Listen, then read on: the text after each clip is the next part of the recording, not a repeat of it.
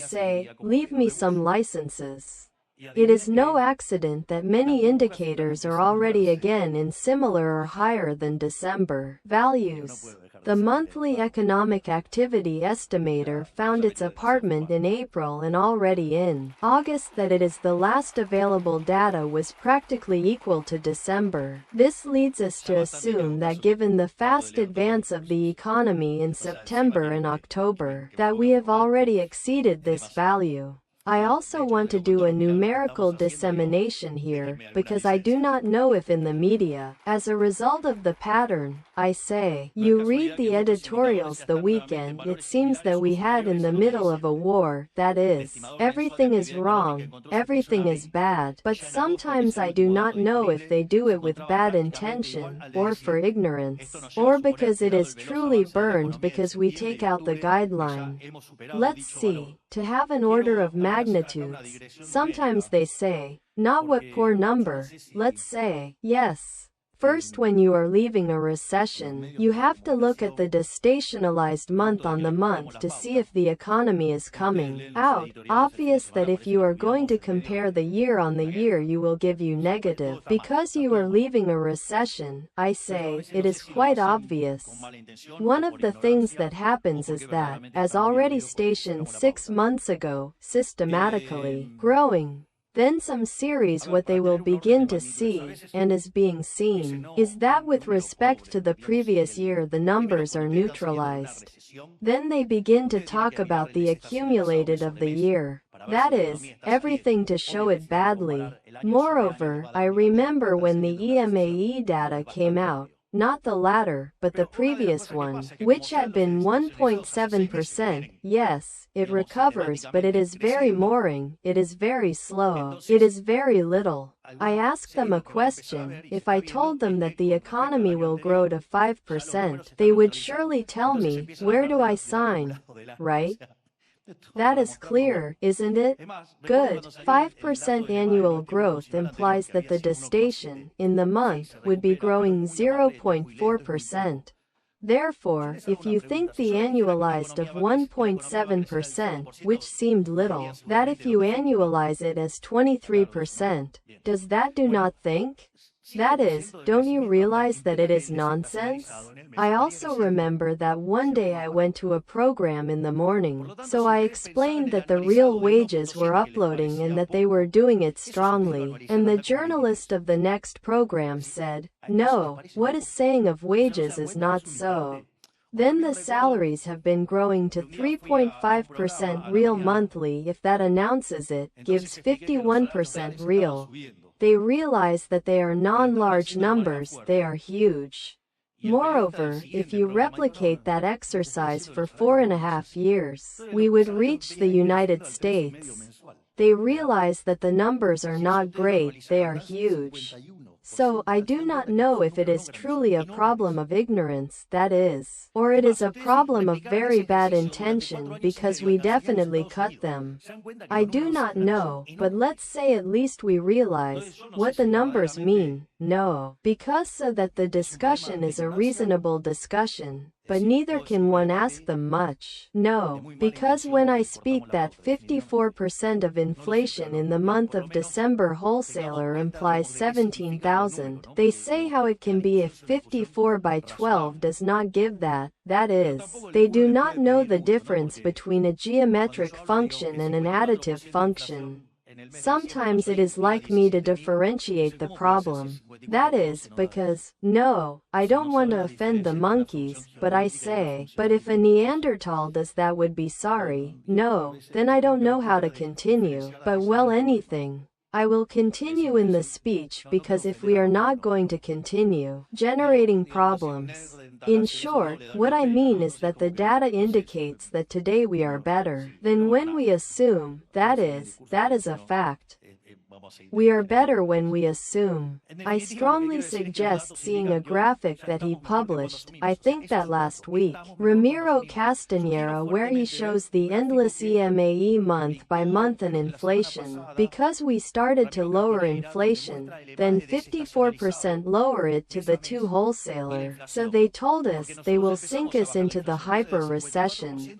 Incredible, because in August we are at the level of December, which If we do not sink the country into a recession, that is, we are lowering inflation and no, you would almost say free of charge, in light of having made the greatest macroeconomic adjustment the history of humanity, because we adjust 15 points of the GDP. So, I say, while here they still criticize what we are doing, and prestigious universities in the world are dedicating themselves to explaining the Argentine case and speak of the Argentine miracle. But well, let's say, I hope history does justice, and let's not say the garbage that they write. Today, to put some indicators, exports grew between January and September 23.8% with respect to the period of 23, which promoted our commercial surplus, which was already consolidated as the highest of the last decades. It is no accident that the central bank has had the most buyer of the last 20 years, that the liquidation of the field has had the best October of the last 22 years, and that oil production is at the highest levels since 2004. And if we go to the domestic market, retail sales have been following the step. According to the latest CAME report, the October retail sales index was positioned by 7.4% above the value of September and 2.9% above the October value last year, marking its first year-on-year increase in 2 years. To mention another example, car patents, real estate activity, the industrial capacity of the steel, the countryside and its derivatives, and mining production are also flying. This reality is clearly reflected in the private sector, given that real salary of the private sector registered are already in November values, and there is an unusual boom of the private credit that has been accelerating since April. Imagine that there were already around 250,000 consultations for mortgage loans. To take dimension of the speed at which we are flying, the credit today is growing faster than during the rise of the Macri management credits, which was the last time there was credit in Argentina. Those who are also beginning to notice are the most postponed sectors of the economy. They were brutally punished by Kirchnerism, which, with inhuman inflation, stole more than 50% of the salary for informal workers during their last tragic adventure in power.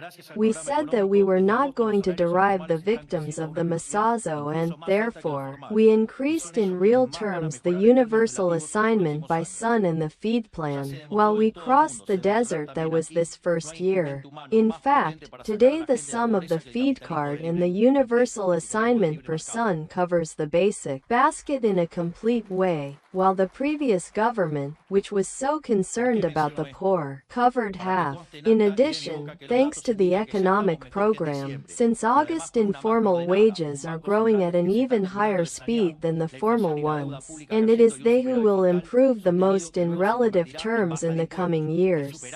It was already demonstrated throughout the world. It will also be shown here. There is no more powerful human instrument to get people out of poverty than free business. Capitalism, free market capitalism. Why do I mention this? So that it is recorded in the act and my mouth that the data indicates that we are already better than in December.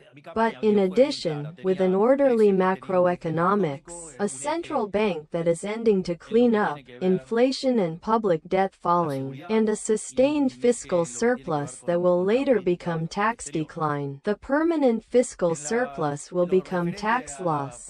Not only did we do our homework, but we solved the most difficult problems in less than a year. I remember that when we campaigned, my campaign was very clear. I had 3 axes.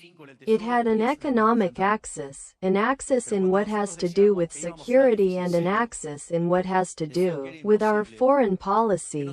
Regarding economic policy, there were 2 symbols. A symbol was that of the chainsaw, and in the end we ended up making the greatest fiscal adjustment in the history of humanity. 15 points of the GDP, 5 in the treasury and 10 in the central bank. But when we said we were going to zero deficit, they said it was impossible, that much more could be adjusted than a year, that it could not be done. Moreover, the truth is that empirical evidence was on the side of those who said that, because in 123 years, for 113 we had deficit, and the 10 that we did not have was because we were in default and we did not pay the debt. Therefore, in the last 123 years we were never in fiscal equilibrium, and we proposed to reach it basically in a year. They told us it was impossible, and we reached fiscal balance in a month. Then, the eternally critical, the serial pifiators, the econochantists began to criticize, began with the quality of the adjustment. First, we were not going to be able to hold it. We held it in February, we held it in March. Moreover, we held it even with the payment of bonuses. They began to say that it was a lot of blender, and there was no chainsaw, which was actually a scissors. I say, when you look at the numbers and that had fallen on the private sector. Lie, 95% of the adjustment fell on the public sector. Or what is public works to be eliminated? What is to eliminate discretionary transfers to the provinces? Look at what are the salaries that grow least. Only the salary of the public sector. In addition, we throw 33,000 gnocchi. We also threw to 3,155 children of put that pursued them from the AFIP. Intercargo, the piolas were made, outside 15 types. Not only that, we discharge the contracts that are defeating and that do not have real functions. We are eliminating ghost social plans. We are working on the elimination of all those privileges that supposedly have to do with disability, where there are cities that have more plans than people. You laugh, but it's true. When you see the proportion of people with disabilities, it is as if we had 2 world wars. Moreover, they also said it was impossible to end the managers of poverty, and we ended with the managers of poverty. One of the keys was to contain the social issue.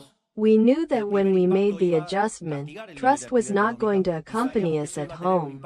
In fact, Congress did not allow us to start the base law. So, we knew that the first impact was going to punish the level of economic activity, and we knew that would have an impact on the most vulnerable sectors. I remember that at that time, with great criteria, Minister Petovelo said, the key is to remove the consideration of the plan. Because what happened, while vulnerable people who charged a plan were charged with a card, as they had a consideration, when they were going to verify the benefit they took half of the money. So what did we do?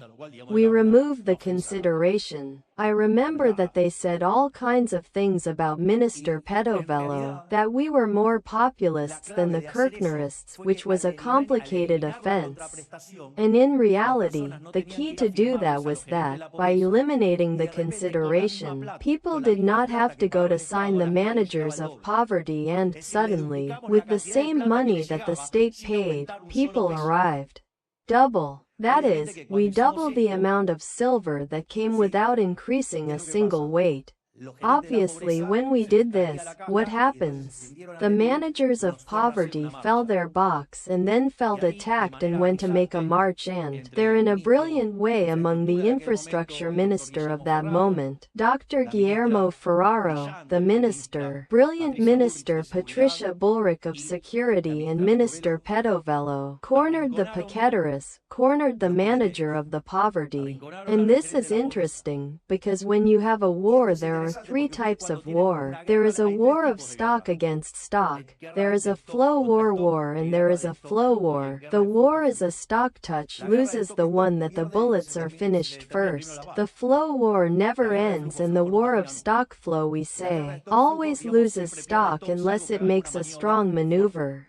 We were in a flow war flow. The flows of the state and the flows received by the managers of poverty, when we cut it, became a war of stock flow. We had everything to win, and what did they do? They were with everything. They threatened to be 50,000 people, because they were waiting 100,000. And they could not join 3,000. There were more complaints that in fact reached 18,000 per extortion than the people who were. And what was impossible, what no one could stop, because he was afraid that there was a dead man, among others. We ended up with the pickets from the first moment that they planted, and from now on. Today there are no more pickets in Argentina. Not just that. No one talked about the problem that was in the balance of the central bank, because they didn't even have the pale idea of how to solve it. Moreover, there are many who speak that they were candidate as a minister, that I tell you, they have all the solutions. 11 months ago they have been piping. In fact, they spoke that they had a plan, not only that this folder was empty, I warned them, but also had no idea how to fix the problem of the central bank, because they went to ask who today is my Minister of Economy. Therefore, I know they didn't know how to fix it in the only ones. And what did they say? That it was impossible to fix it, and we made the adjustment in the central bank in 6 months.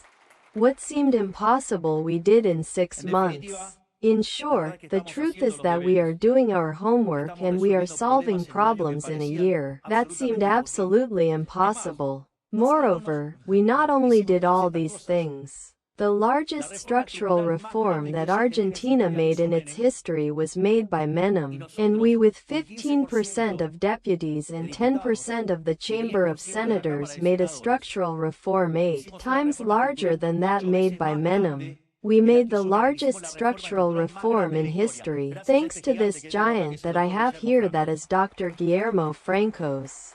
I still let them know we have 3,200 more pending, which is going to make Argentina the freest country in the world. And not to talk what Federico does every day, right? It is a pleasure to read Federico's Twitter, every day a new deregulation. I will try to return to the speech. When I told the Argentines last year that I am a specialist in economic growth with and without money, I referred precisely to all this. Today we have the same level of economic activity as a year ago, having sanitized the monetary issue along the way, without having taken new debt, having accommodated the relative prices of the economy, destroying inflation, and with an adjustment of public spending of around 15 points of the GDP.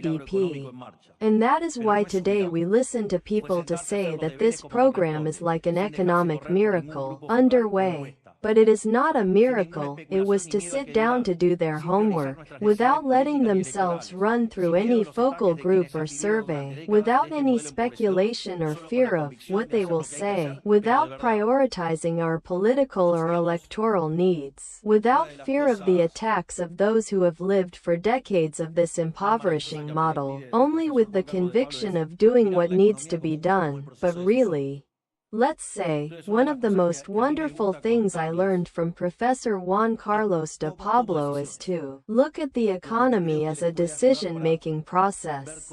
So, one of the things that I like to tell them is how I make decisions, because I think it can help them see how I see these processes.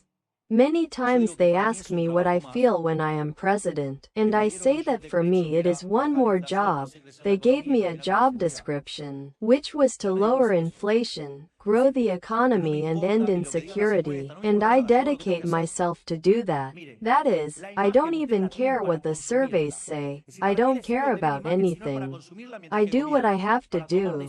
Look at the image, you have it to consume it. That is, why do you have to have an image if it is not to consume it while they govern? To make decisions. Moreover, the other day I gave a note on Radiometer to an excellent journalist who is Gabriel Anello. He told me, everyone ends with a bad image. Then, look at how interesting. All politicians, moving the surveys, making political calculation,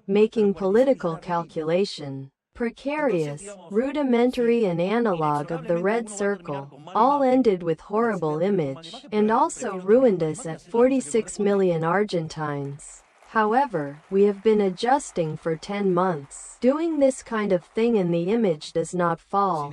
And when he fell a little, then he bounced again, and today we are back with the image before. say, to get to power. Do you realize that it works? And I'm going to make an example to see what is within the decision process. I remember that, a few days after winning the election, the former president invites me to the 5th of Olivos to breakfast to discuss the dead man who left me. At one point, we went to walk around the park and showed me the facilities and all things. At one point, Alberto tells me that he felt like an auctioneer showing the new house to the owner of the house. And I said, "No, Alberto, that is not the case. I am not the new owner. I am the new tenant for 4 years and with an option to 8. That is, if power does not serve to fix people, it is useless." So, that is the idea.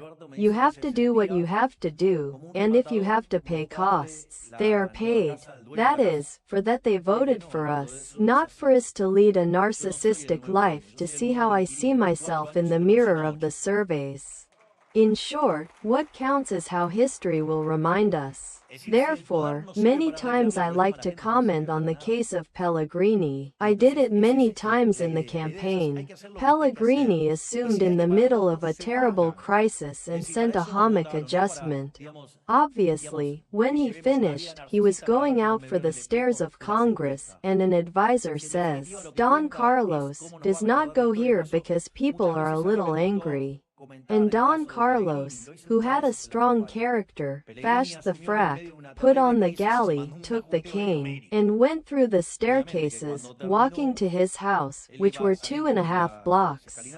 They told him of everything but beautiful, but the story remembers him as the storm pilot. That is doing what you have to do. That is, you have to do what is fine, then the trial makes the story. This was not a miracle, it was to sit down to do their homework, without letting themselves run through any focal group of survey. It was what they had just told them, without any speculation or fear of what they will say, without prioritizing our political or electoral needs, without fear of the attacks of those who have lived for decades of this model, impoverishing, only with the conviction of doing what needs to be done, but really, because the economy has rules and these rules cannot be drawn or twisted. We are not gods, we cannot challenge gravity, and alchemy ceased to be studying several centuries ago. The rules of economics have its own basic rules and ignoring them has its consequences. In fact, Marshall said, "You can do what you want. What you cannot avoid is to pay the costs and go that the delusions of the politicians have paid millions of Argentines because we started the 20th century being one of the 3 richest countries in the world, and today we are in the middle of the table, with half of the poor Argentines." So, I say, this joke was not free. Moreover, the countries that meet these rules thrive. The countries that transgress them, as is the Argentine case, fail. And if you have any questions that I say, analyze the last 100 years of Argentina. They see the country that Argentina was when this institution was founded there by 1924, and look at the country that have left us who believed to do politics was to rewrite the rules. Well, with this government we closed the era of economic shamanism that Argentina reigned for decades. The chantas ended. Moreover, I would tell you that we put a lock to the fiscal balance and swallow the key. You laugh, but something similar we did when I was a deputy and raffled the diet. We put together to be able to make the diet raffle. We put together a database where people enrolled, and to be able to open that base 3 keys were needed. One had the programmer, another had my sister, and the other had it. And with my sister we know what we did. We broke my key. You cannot touch that base. It is a base of almost 3 million people. Imagine if it had sold it. There were 3 green sticks. However, I broke the key. In short, no, it is that the truth is what happened. Therefore, now a stage of growth for Argentina begins, and this time, unlike all the governments of the last 100 years, we are setting the basis for growth to be durable. And, ultimately, what is needed for a growth to be durable? First, stop voting criminals who sell mirror of colors. Comprehensive plan. Comprehensive plan, do you remember? He said the dollar, let's say, was going to be 3,000. Let's say, if I won, it means that today it would be a dollar of $7,000, $8,000. It is in 1110. No, he was wrong for a little. Not to mention Tintrelli carrying economists who said it was going to be 7,000. That is, the 15,000 equivalent today. But well, let's say, that criminal in order to take people to get dirty say, with which I said a nonsense, he wore it. But well, that's how business is going and it is to break. Second, an orderly macroeconomics that is sustainable over time. You cannot sustain a stable economy over time with deficit because it makes you fragile before any negative shock, forcing you to incur in debt and/or emission. This is very interesting. Think of any other time in Argentina, where the long rate of the United States rises more than 100 basic points. We would have made cream. Everyone in red. The only ones in green. Who were they? Us. We are the actions that grew the most in the world and are the bonds that rose the most in the world. And when the result of the election of the United States came, due to the perception about the fiscal and monetary policy that the Donald Trump government will carry out, financial assets around the world fell except those of Argentina. That is, the flight to quality is to come to Argentina. Less even a deficit with the credit history of Argentina, which is translated as guaranteed broadcast. With this, the deficit is the history of the past. Thirdly, a state as small as possible is needed, which fulfills effectively and nothing more than its basic functions. That is why we already made a structural reform 8 times larger than that of Menem, and we still have 3,200 reforms in the portfolio. That is why we create the Ministry of Regulation and Transformation of the state, because in Argentina there is no lack of condition, there is plenty of condition. This ministry, under the leadership of the Colossus Federico Sturzenegger, advances deregulating to the rhythm of a decree per day. There is something interesting. In fact, the first great novelty that our government had was to create the Ministry of Human Capital, and it makes sense why we did that. When you look at the debate on economic growth, that debate ends up closed in a 1989 paper in Manque, David Romer and David N. Weil, who explains that the fundamental factor of economic growth is human capital. That is why we directly create a Ministry of Human Capital, which will deal with each of the stages of human capital. Therefore, childhood and family, to receive the boys when they are forming their brain.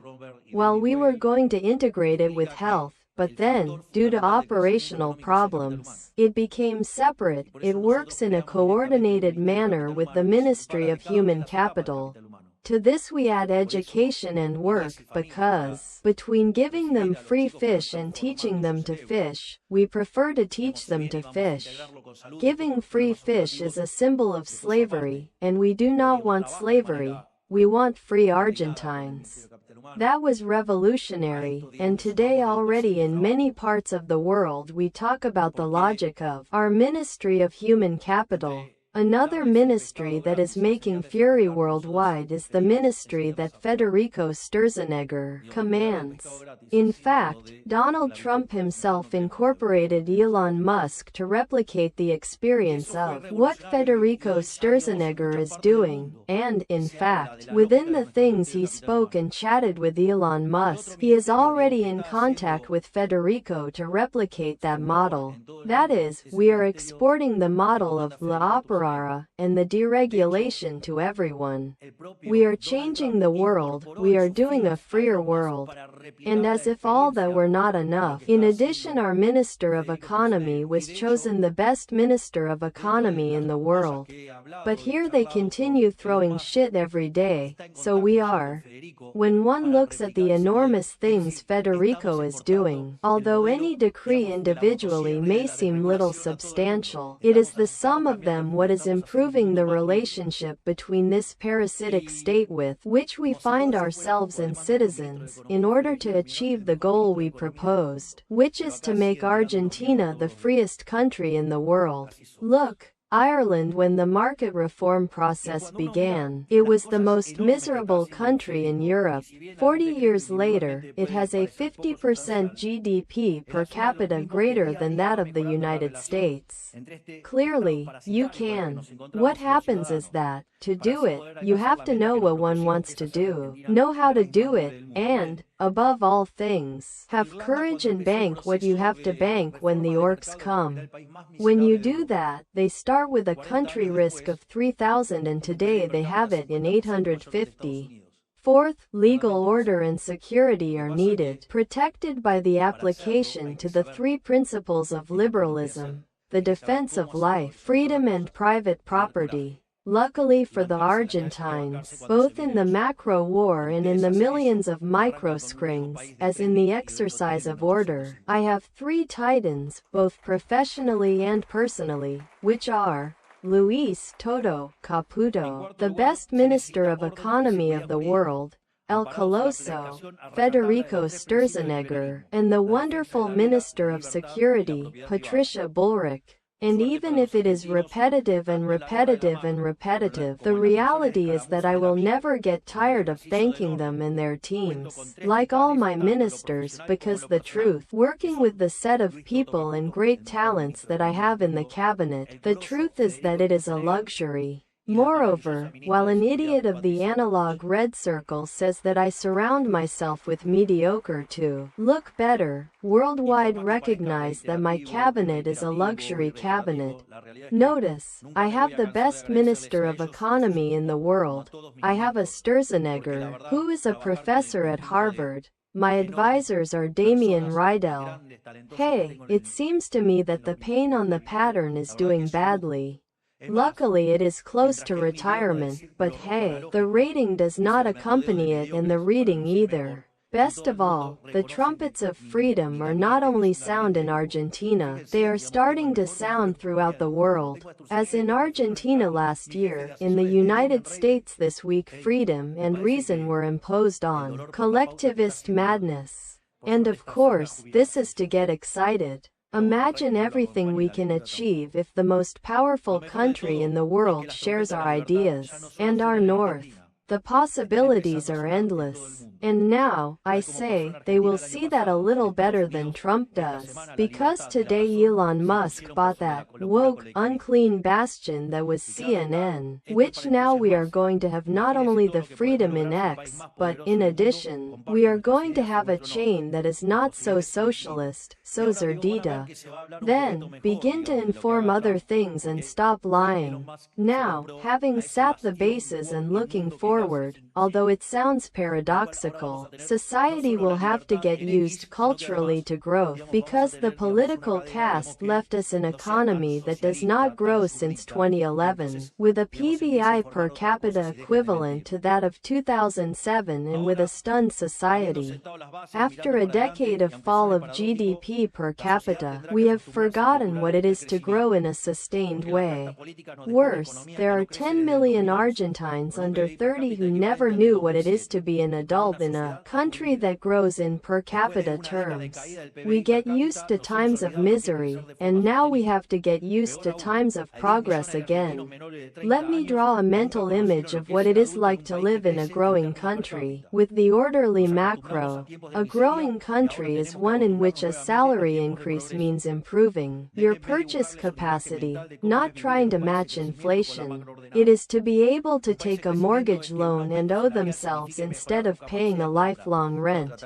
It is knowing that if you dedicate and work, tomorrow you will live better than today, something that is obvious in the rest of the world, but that for the Argentines had become a chimera. It is that, the more you work, the better it will go. But that can reach you with a full-time job to live, without the need to have 2, 3 or 4 works or the state assistance. Not even state assistance. Because if you needed the state to get to the month, you were not right, you were wrong, because that was not sustainable. It is also how suddenly you realize the luxury of closing your business to take a few days on vacation. It is to eliminate the mist that anguishes and, for the first time in decades, we can look forward, we can look to the future. In short, a country that grows is a country that allows us to become owners of our own life and architects of our own destiny, where we can exercise our freedom in search of happiness. This is the most basic inalienable right of men, to be able to have the chance of being happy. Of course, then the question arises, what do we do with that freedom? And this is not a trivial question. I always mention this because the Hebrew people, when he left Egypt, one believes that all the town came out. When you read the Torah, that is, when they read the second book of the Torah, or of the Pentateuch, Shemot, Exodus, in Spanish, says that 1 in 5 came out. That is, 4 preferred free fish. Therefore, it is not easy to fight for the ideas of freedom. You have to have guts and do it every day. You have to be giving not only the battle in politics and the economy, but every day you have to give the cultural battle. Because being free is being able to do what one wants, without violating the principle of non-aggression, not interfering with the right to life, freedom and property of others, and being able to enjoy the benefits of that freedom. But it is also to take charge of costs. There is no liberty of responsibility, and that requires an adult attitude. And during the last 100 years the political caste, what he did was infining us. That way we made us slaves of the state, and what we need is to free ourselves, and what we are doing in this government is every day to break a new chain. What I can tell you, I have no doubt that having survived so much misery, so strong, so powerful what they did to us, the collateral result is that they have generated a strong and brave people, and it is time to put those virtues at the service of the growth and personal project of each one. Now it is our moment, because for the first time we can encourage us to dream and dream without fear. That is precisely the greatest damage that the model of the present state had made to us. He infused fear of Argentines with the permanent inflation model, kidnapped our future and forced us to live in an eternal and miserable present. He forced us to live defensive instead of the offensive. Because who can make a good economic decision without knowing how much things will be worth tomorrow? That is really modern slavery, working for companies that cannot grow in exchange for money that has no value, that politicians are printed as if they were playing the workshop. Do not own anything, or your own effort or your own time, not being able to put a price on your work. That is the slavery that the model of the present state imposed. He took away years of the future, and in doing so sterilized an uncertain amount of Argentine talent, but we have learned that the state is not to fulfill the dreams of society. When the state promises to fulfill dreams, only politicians and their friends end up fulfilling them, while they ruin their lives from the population. That is, there is nothing like a free lunch. If you grant a right beyond the right to life, freedom and property, it is not a right, it is a privilege, and someone has to pay. And that has dire consequences, not only in static terms, but in dynamic terms. The idea where there is a need is born a right is inconsistent, because the needs are endless and the rights must be paid and the resources are finite. The market, the problem of infinite needs and finite resources, solves it via the price system with private property. The government solves it with the claw of the state and with that disastrous, sinister and impoverishing idea, which is the idea of social justice, which is clearly not fair because it implies an unequal treatment in front of the law and is also preceded by a robbery. Therefore, it is an atrocity that the only thing that can generate is misery, and if they won a case, it is the Argentine case. The 20th century started being one of the 3 richest countries in the world, and these criminals destroyed it. We come to rebuild that big Argentina. From our perspective, the state is to protect each one's right to pursue their own dreams in peace, and the only way to do it without ruining a third party, it is to ensure freedom and property for life. Today the conditions are given so that each Argentine can pursue their own dream in peace from now on. We have the macro basis settled, we have much of the structural reforms made, we have a government with people willing to leave life in this work, and we also have the winds of freedom that now blow throughout the world, that is, now the forces of the sky accompany us more strongly. That is the reflection that I want to leave today. It has cost, it has been hard, but we have finally left. Argentina is growing, and we point to more and wait for the foundations of the path that makes Argentina the maximum world power from here to 40 years. May God bless the Argentinians, may the forces of heaven be with us, and long live freedom. Damn it. Thank you all very much.